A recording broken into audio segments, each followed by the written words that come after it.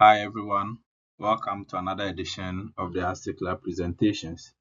Today we are looking at effect sizes, what are they, and what effect size to report in your analysis.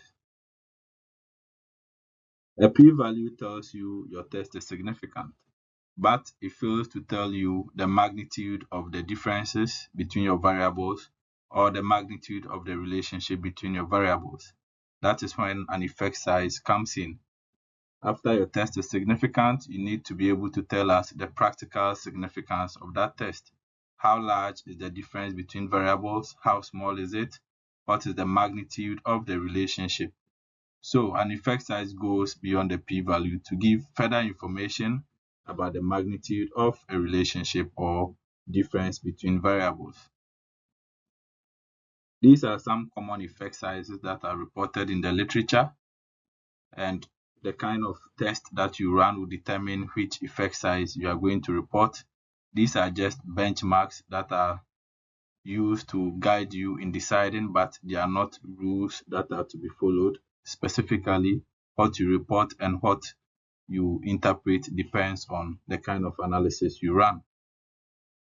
So this is a sample data that will be used to run an independent sample t-test.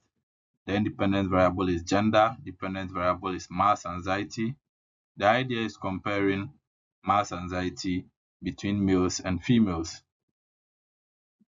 The results tells us there is a significant difference, and that is what the p-value seeks to show. It tells you there is a significant difference in mass anxiety between males and females, but it does not tell you the magnitude of that effect. And that is where Cohen's d comes in.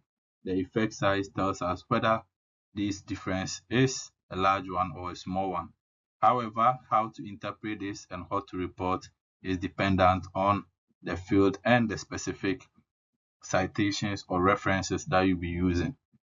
To help you decide, book an appointment with ASIC Lab. We'll take a look at your data and the specific analysis and guide you in making the right decisions. Thank you.